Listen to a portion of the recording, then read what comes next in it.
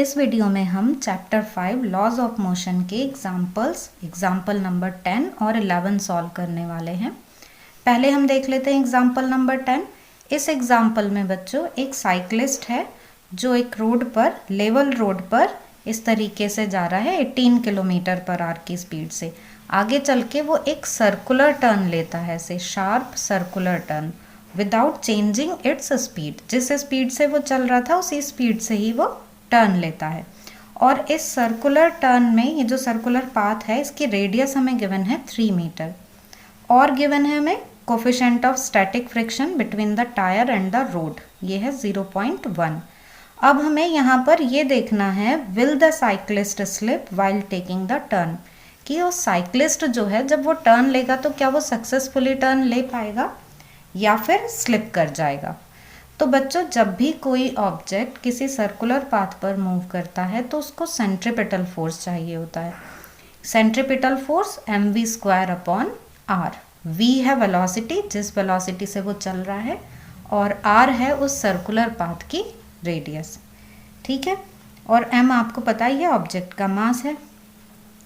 अब जो centripetal force है लेवल रोड पर वो फ्रिक्शन फोर्स से मिलता है। फ्रिक्शन फोर्स प्रोवाइड करता है सेंट्रीपिटल फोर्स किसी ऐसे प्लेन रोड पर। तो हमें ये देखना है कि क्या यहाँ पर फ्रिक्शन फोर्स जो है वो सफिशिएंट सेंट्रीपिटल फोर्स प्रोवाइड कर पा रहा है। मीन्स हम दोनों वैल्यूज़ को कंपेयर कर लेंगे। तो चलिए अब इसका सॉल्यूशन देख लेते हैं। तो बच्चों हमने यहाँ पर कंडीशन लिख ली है कि जो साइक्लिस्ट है वो सक्सेसफुली सर्कुलर टर्न ले पाए। उसकी क्या कंडीशन है? Centripetal force must be equal और less than the friction force. Centripetal force को इक्वल या फिर कम होना चाहिए फ्रिक्शन फोर्स से। तो हमने सेंट्रीपिटल फोर्स को लिख लिया Fc और फ्रिक्शन फोर्स F। यहाँ पर इन दोनों की हमने वैल्यूज़ रख दी हैं। सेंट्रीपिटल फोर्स mv²/r और फ्रिक्शन फोर्स का फॉर्मूला μs × n। यहाँ पर n है नॉर्मल रिएक्शन और μs आपको पता ही है कोफिशिएंट ऑफ स्टैटिक फ्रिक्शन। बच्चों यहाँ पर स्टैटिक फ्रिक्शन क्यों लिया गया है? It is the static friction that provides the centripetal acceleration and hence centripetal force, इसलिए यहाँ पर हम स्टैटिक फ्रिक्शन लेते हैं। अब हम वैल्यू रख देते हैं ये नॉर्मल रिएक्शन की। mg आपको पता ही है कि ये जो नॉर्मल रिएक्शन है वो लेवल रोड पर इस तरीके से बैलेंस होगा कि जैसे ये लेवल रोड है और यहाँ पर कोई भी अगर ऑब्जेक्ट होता है तो जो नॉर्मल रिएक्शन है वो सरफेस के परपेंडिकुलर डायरेक्शन में होती है और इसका जो वेट है वो डाउनवर्ड डायरेक्शन में होता है। तो n = mg, ये हमने यहाँ पर वैल्यू रख दी है। अब हम बस देखते हैं कि m से m है कैंसिल और यहाँ हमें मिल जाता है v²/r इज लेस और इक्वल टू μsg। ठीक है, ये r को हम इस साइड ले जा रहे हैं तो v² = r μsg। तो बच्चों अब हम यहाँ पे देख सकते हैं कि ये जो v² है इसका हम कंपैरिजन करेंगे r μsg के साथ। तो अगर ये कंडीशन फुलफिल हो जाती है, मीन्स v² की वैल्यू r μsg से कम रहती है, तो इसका मतलब है कि साइक्लिस्ट सेफली टर्न ले पाएगा, अदरवाइज वो स्लिप कर जाएगा। अब यहाँ हम वैल्यूज़ जो जो गिवन है उन्हें लिख लेते हैं। हमें यहाँ पर वैल्यूज़ क्या क्या गिवन है? v हमें यहाँ पर गिवन है 18 km/h। इसको हम कन्वर्ट कर लेंगे मीटर पर सेकेंड में। तो हमें पता है कि कन्वर्ट करने के लिए हम 5/18 से मल्टीप्लाई करते हैं और इससे हमें ये मिल जाता है 5 मीटर पर सेकेंड। अगर आपको ये नहीं पता है तो हम देख लेते हैं कि हमको कन्वर्ट करना है 1 km/h को मीटर पर सेकेंड में। तो 1 किलोमीटर में 1000 मीटर हो गए और 1 आवर में सेकेंड कितने होंगे? 60 × 60। तो इससे ये मीटर पर सेकेंड में कन्वर्ट हो जाएगा और यहाँ जब हम इसको सॉल्व करेंगे तो ये हमें मिल जाएगा 5/18 मीटर पर सेकेंड। इस तरीके से आ जाता है ये। तो हमने यहाँ पर ये लिख लिया डायरेक्ट कि जो वेलोसिटी है वो कितनी है? 5 मीटर पर सेकेंड की। और हमें यहाँ पर रेडियस गिवन है, r की वैल्यू हमें गिवन है 3 मीटर और μs म्यू एस हमें कितना गिवन है 0.1, तो ये यूनिट लेस होता है। जी हमें गिवन नहीं है तो हम 9.8 मीटर पर सेकेंड स्क्वायर ये ले लेते हैं। तो ये सारी वैल्यूज़ हैं। अब हम क्या करेंगे, वी स्क्वायर कैलकुलेट कर लेंगे, आर म्यू जी कैलकुलेट कर लेंगे, फिर उन्हें कंपेयर करके हम देख सकते हैं कि साइक्लिस्ट टर्न ले पाएगा या नहीं।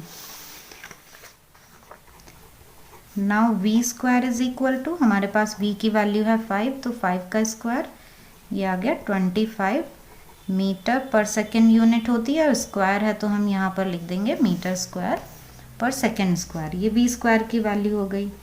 अब हमें यहाँ पर वैल्यू देखनी है म्यू एस आर जी की। म्यू एस की वैल्यू है 0.1, आर गिवन है 3 और जी की वैल्यू है 9.8। तो अब हम इनकी मल्टीप्लाई कर लेते हैं। हमें 3 की मल्टीप्लाई 9.8 में करनी है, तो ये मल्टीप्लाई करके आ जाता है 2.94 मीटर पर सेकेंड, और यहाँ पर भी क्या यूनिट आ जाएगी, मीटर स्क्वायर सेकेंड स्क्वायर।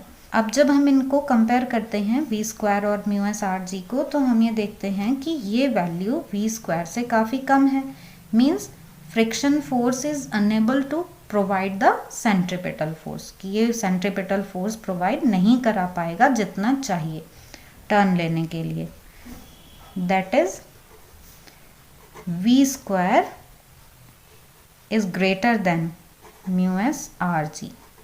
तो हमारी जो कंडीशन है वो कंडीशन, ये वाली कंडीशन जो है, ये कंडीशन यहाँ पर फुलफिल नहीं हो रही है। तो इसलिए क्या है, जो साइक्लिस्ट है वो स्लिप कर जाएगा। Hence the cyclist will slip while taking turn।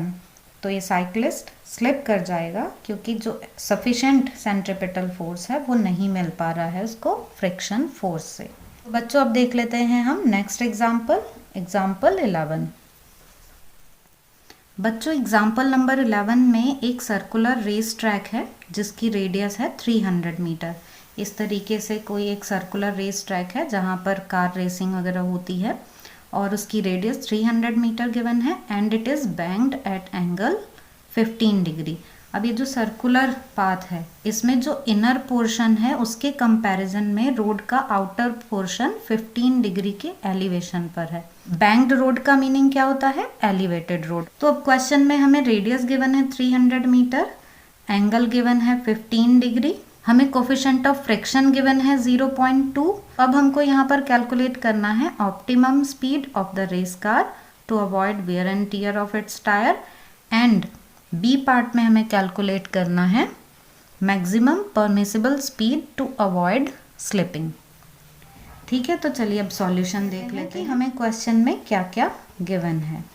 तो बच्चों हमें क्वेश्चन में गिवन है radius of the circular path, और ये है 300 मीटर, और हमें गिवन है theta, elevation of the road ये है 15 डिग्री, हमें गिवन है कोफिशिएंट ऑफ स्टैटिक फ्रिक्शन ये है 0.2। हमें कैसे पता चला कि ये स्टैटिक फ्रिक्शन का कोफिशिएंट है? बच्चों हमने लास्ट क्वेश्चन में ही ये बात की कि स्टैटिक फ्रिक्शन ही है जो सेंट्रीपिटल फोर्स प्रोवाइड कराता है, इसलिए हमको स्टैटिक फ्रिक्शन ही गिवन होगा क्वेश्चन में। और जी की वैल्यू में गिवन नहीं है पर हमें ज़रूरत पड़ेगी, तो 9.8 मीटर पर सेकेंड स्क्वायर, ये हमें यहाँ पर जी की वैल्यू गिवन है। अब फर्स्ट पार्ट में हमें क्या फाइंड करना है? फर्स्ट पार्ट में फाइंड करना है हमें ऑप्टिमम स्पीड। अब ये ऑप्टिमम स्पीड क्या होती है बच्चों? ऑप्टिमम स्पीड किसी व्हीकल की वो स्पीड है जिसमें कि जो सेंट्रीपिटल फोर्स है वो फ्रिक्शन फोर्स से नहीं मिलता, सारा का सारा सेंट्रीपिटल फोर्स जो है वो नॉर्मल रिएक्शन के कंपोनेंट से ही मिल जाता है। Means only normal reaction is responsible to provide the centripetal force. तो हमें फॉर्मूला क्या मिलता है इस कंडीशन में? वेलोसिटी के लिए ये हमें मिलता है √RG tan थीटा। अब हम यहाँ पर सारी वैल्यूज़ रख देंगे इस फॉर्मूले में। R हमें गिवन है 300 मीटर, G की वैल्यू 9.8 और tan थीटा हमें यहाँ पर गिवन है 1015। बच्चों 1015 की वैल्यू हम पहले भी यूज़ कर चुके हैं, और अगर आपको फिर भी इसमें 1015 की वैल्यू कैसे आती है इसमें कोई प्रॉब्लम हो तो आप जो टेबल है वो यूज़ कर सकते हैं 10-15 की वैल्यू देखने के लिए। अभी हम यहाँ पर वैल्यू रख देते हैं 300 इंटू 9.8 और इसकी वैल्यू हम थोड़ा राउंड ऑफ करके रख रहे हैं 0.27। अब हमको इनकी मल्टीप्लाई कर लेनी है। ये आ जाएगा 81 इंटू 9.8। अब हम आगे और मल्टीप्लाई कर लेते हैं। तो ये जो ऑप्टिमम स्पीड है ये हमें मिल जाती है 81 का हमने स्क्वायर रूट ले लिया। ये आया था ना हमारे पास 81 इंटू 9.8, तो इसको हम क्या लिख सकते हैं 81 का square root 9 into under root 9.8। अब हम ये 9.8 का स्क्वायर रूट कैलकुलेट कर लेंगे। अगर ये नहीं आता है तो हम देख लेते हैं। ये 9.8 का हमको स्क्वायर रूट चाहिए, तो हम यहाँ पर पेयर बनाने के लिए एक 0 ले लेते हैं।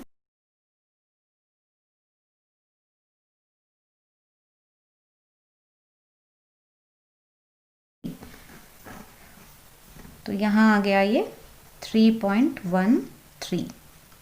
ठीक है, अब इसको हम जब मल्टीप्लाई करते हैं तो ये आ जाता है 28.17 मीटर पर सेकेंड। ये आ गई बच्चों हमारे पास ऑप्टिमम स्पीड कि अगर इतनी स्पीड से टर्न ले रही है कार तो फिर उसमें फ्रिक्शन का कोई रोल नहीं प्ले होगा टर्न लेने में, सेंट्रीपिटल फोर्स प्रोवाइड कराने में, और इतनी स्पीड से वो इजीली टर्न ले पाएगी विदाउट स्लिपिंग। अब हमको बी पार्ट में फाइंड करना है बच्चों मैक्सिमम स्पीड जिससे कि वो सेफली टर्न ले पाए। कितनी पॉसिबल वैल्यू है वेलोसिटी की, मैक्सिमम वैल्यू कितनी पॉसिबल है जिससे कि वो टर्न ले पाए विदाउट स्लिपिंग। तो यहाँ पर क्या है, उसको बहुत तेज़ स्पीड से चलना है, टर्न लेते टाइम बहुत तेज़ स्पीड से चलना है, तो वो मैक्सिमम वैल्यू हमें फाइंड करनी है। तो ऐसे में क्या है, यहाँ पर फ्रिक्शन का भी रोल होगा। तो जो V मैक्सिमम है उसका फॉर्मूला हम देख लेते हैं कि ये फॉर्मूला क्या होता है, बैंकिंग ऑफ रोड का RG, और फिर यहाँ ब्रैकेट में आता है μs plus tan theta upon 1 minus μs tan theta. ये फॉर्मूला होता है ना। तो अब हमको इस फॉर्मूले में सारी वैल्यूज़ रख देनी है। तो R की वैल्यू हमारे पास क्या है 300, G की वैल्यू है 9.8, और यहाँ ब्रैकेट में हम देखते हैं μs हमें कितना गिवन है 0.2 प्लस 10-15, और यहाँ पर 1 माइनस 0.2 10-15 ये वैल्यू रख दी। अब हमें इसकी कैलकुलेशन करनी है। पहले हम 10-15 की वैल्यू और रख लेते हैं। इन दोनों की मल्टीप्लाई हम बाद में करेंगे, अभी हम मल्टीप्लाई नहीं करते। यहाँ पर 0.2 प्लस 10-15 की वैल्यू 0.27 हमने जस्ट यूज़ की थी। अब यहाँ पर देखते हैं ये आ जाएगा 0.2 इंटू 0.27। इसको सॉल्व करना है हमें।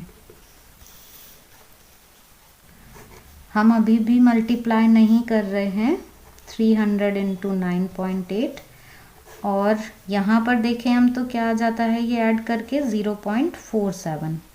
यहाँ इसको हम पहले मल्टीप्लाई कर लेते हैं फिर सब्ट्रैक्ट कर लेंगे। तो 27 टू 54, और 3 के बाद हमें पॉइंट लगाना है तो 0.054 ये आ जाएगा।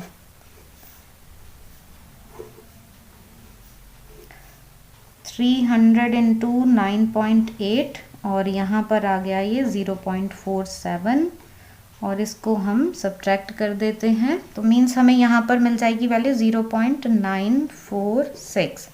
अब इसकी कैलकुलेशन करनी है हमको।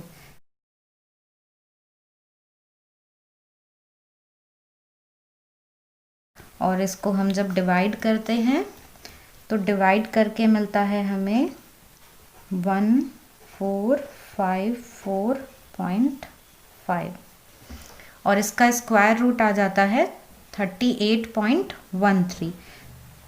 तो इस तरह से जो वेलोसिटी है ये V मैक्सिमम ये हमें मिल जाती है 38.13 मीटर पर सेकेंड। मीन्स मैक्सिमम इतनी स्पीड से कार सेफली टर्न ले सकती है और इससे ज़्यादा अगर स्पीड हो जाएगी तो वो स्लिप कर जाएगी। तो बच्चों आई होप कि आपको ये दोनों ही एग्जाम्पल्स अच्छे से समझ में आ गए होंगे। फिर भी आपके कोई डाउट्स हों तो आप कमेंट सेक्शन में पूछ सकते हैं।